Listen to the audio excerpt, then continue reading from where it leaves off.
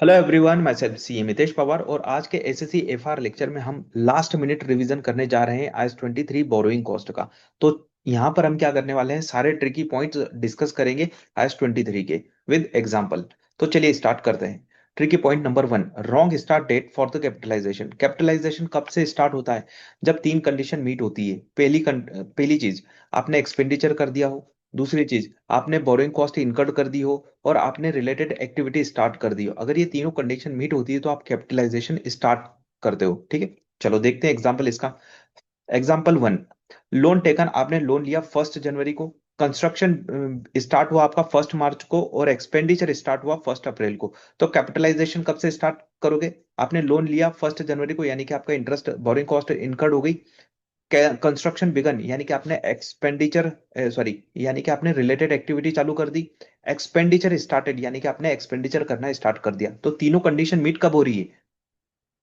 1 अप्रैल को मीट हो रही है। तो आप 1 अप्रैल से कैपिटलाइजेशन स्टार्ट करोगे। बहुत बच्चे क्या करते हैं, यहां पर स्टार्ट कर देते हैं 1 मार्च से, जो कि गलत है। तीनों कंडीशन सेटिस्फाइड होना चाहिए। देखो लिखिए, expenditure for the assets been incurred, borrowing costs are being incurred, activity necessary to prepare the assets for its intended use are in progress। अगर ये तीनों कंडीशन मीट होती है तो कैपिटलाइजेशन स्टार्ट करते हैं।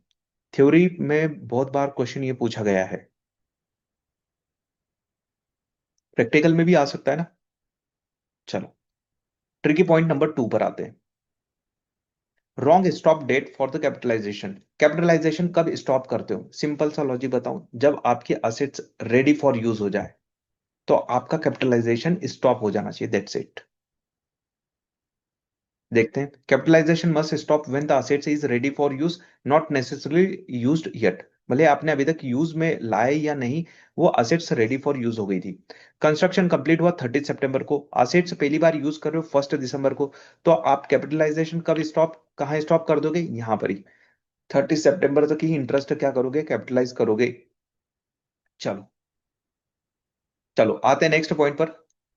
Point number 3, capitalising borrowing cost during delays. क्या होता है, कभी कभी ना जो कंस्ट्रक्शन वर्क है वो है ना सस्पेंड हो जाता है कुछ दिन के लिए, मतलब रुक रुक जाता है। अब ये है ना, कभी कभी तो इंटाइटी के कंट्रोल में रहता है और कभी कभी तो ये इंटाइटी के कंट्रोल से बाहर होता है, मतलब बियॉन्ड द कंट्रोल होता है।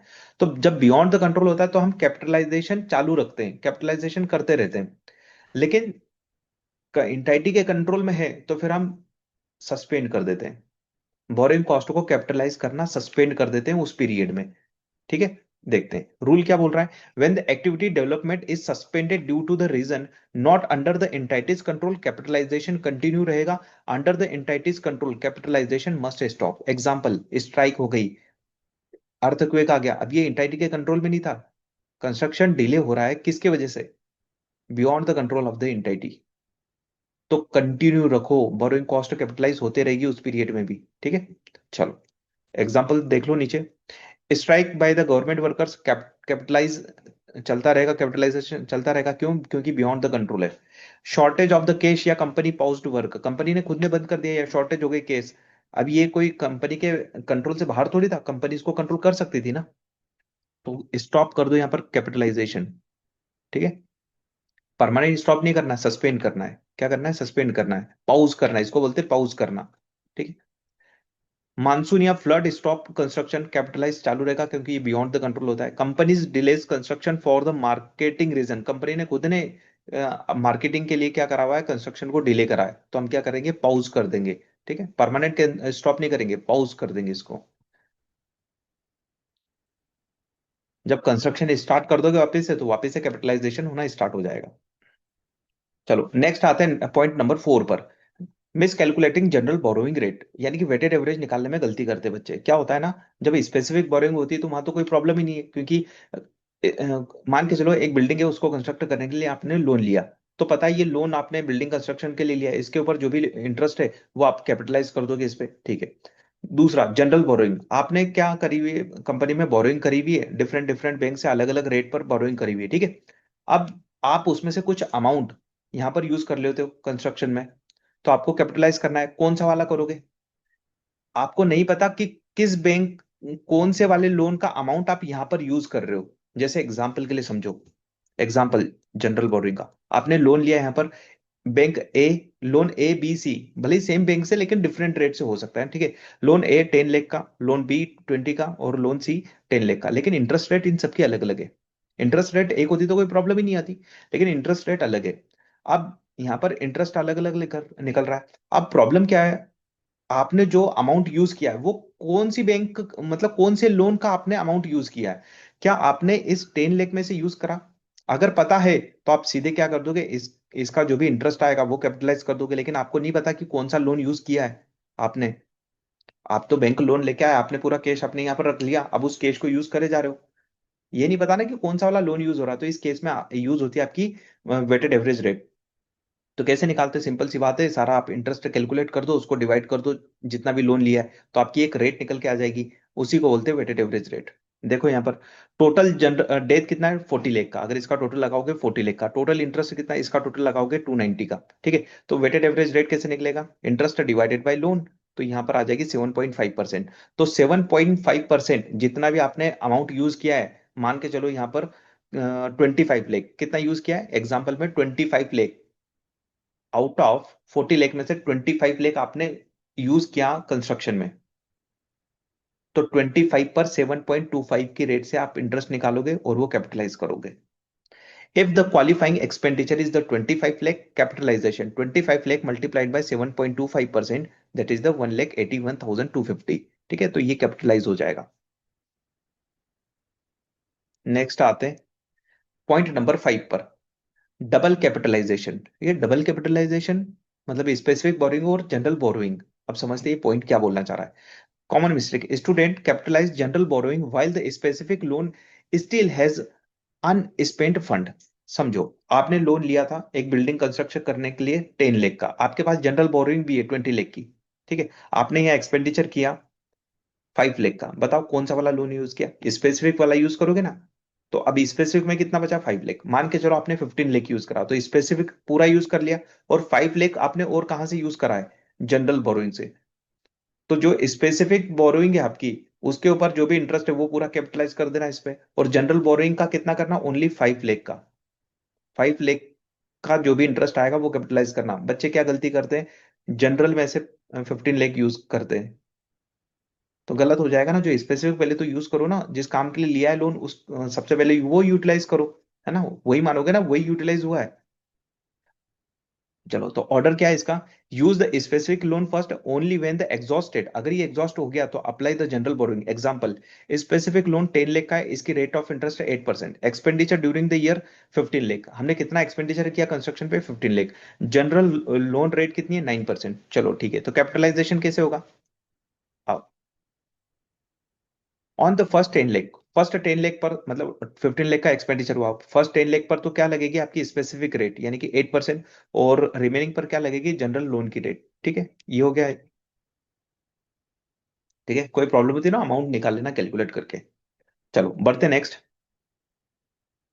Tricky point number 6, qualifying assets identification error. Qualifying assets है या नहीं ये आइडेंटिफाइड करने में भी प्रॉब्लम आती है। Student capitalise borrowing cost on assets that are not qualifying assets. तो क्वालिफाइंग असेट्स क्या होती है, जिसको बनने में सब्सटेंशियल पीरियड ऑफ टाइम लगता है। अब सब्सटेंशियल पीरियड ऑफ टाइम क्या है, ये कहीं नहीं बताया, लेकिन क्या माना जाता है, 12 मंथ माना जाता है, ठीक है।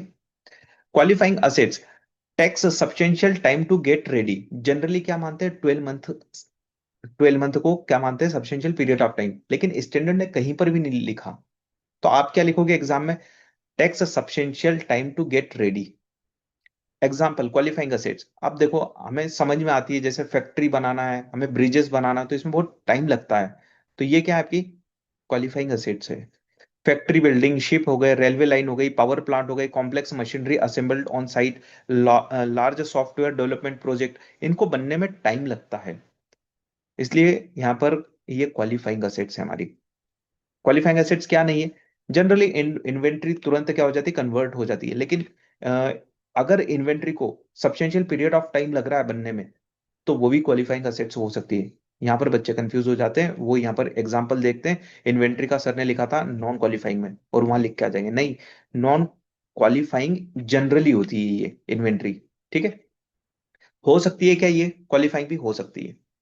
रेगुलर मशीन मशीनरी, अब कोई मशीन ऑलरेडी रेडी है तो उसको बनने में क्या होगा, सब्सटेंशियल पीरियड ऑफ टाइम लगेगा क्या? नहीं लगेगा, है ना।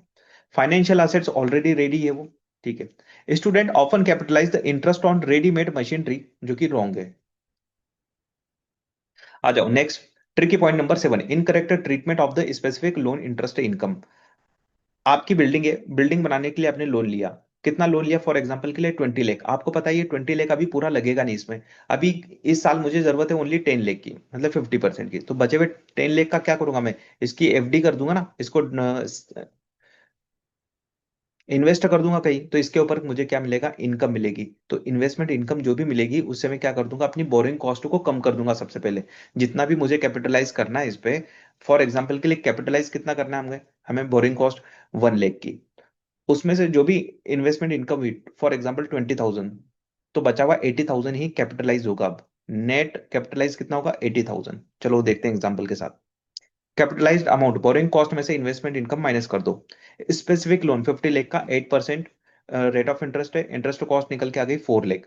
टेम्पररी इन्वेस्टमेंट इनकम कितनी है हमारी? 1 लाख। तो हम क्या करेंगे? ओनली 3 लाख ही अब कैपिटलाइज करेंगे। तो 4 लाख इंटरेस्ट है यानी कि बोरिंग कॉस्ट, 1 लाख माइनस कर दो तो बचा कितना? 3 लाख। इतना ही कैपिटलाइजेशन होगा। चलो बढ़ते next. Point number 8, not stopping capitalisation for part of project, है ना। तो प्रोजेक्ट मान के चलो, यहाँ पर क्या होता है ना, जैसे जैसे प्रोजेक्ट बनते जाता है आपको कैपिटलाइजेशन बंद कर देना चाहिए, स्टॉप कर देना चाहिए उस पार्ट पर जो कंप्लीट हो गया है। फॉर एग्जाम्पल आपको रो हाउस बनाना है, 10 रो आपको हाउसेस बनाना है, एक हाउस कंप्लीट, तो उससे रिलेटेड जो भी बोरिंग कॉस्ट है, उससे रिलेटेड जो भी बोरिंग कॉस्ट है वो कैपिटलाइज करना बंद कर दो। अब वो कंप्लीट हो चुका है, रेडी फॉर यूज है वो, ठीक है।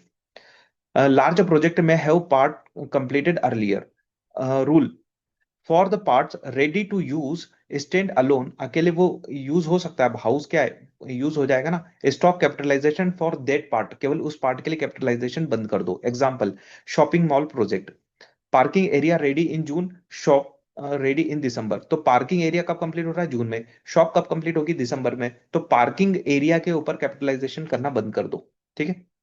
मतलब वो रेडी फॉर यूज हो गई, और जैसे ही रेडी फॉर यूज हो जाती है हम कैपिटलाइजेशन बंद कर देते हैं। Parking is usable independently, stop capitalisation for parking in the June, shop continue capitalisation until December. चलिए, तो इसी के साथ IS-23 के सभी ट्रिकी पॉइंट हमने डिस्कस कर लिए। अगर वीडियो अच्छा लगा हो तो प्लीज लाइक और कमेंट कर देना, और हमारे चैनल को सब्सक्राइब करना मत भूलना। ओके बाय एवरीवन, मिलते हैं नेक्स्ट वीडियो में।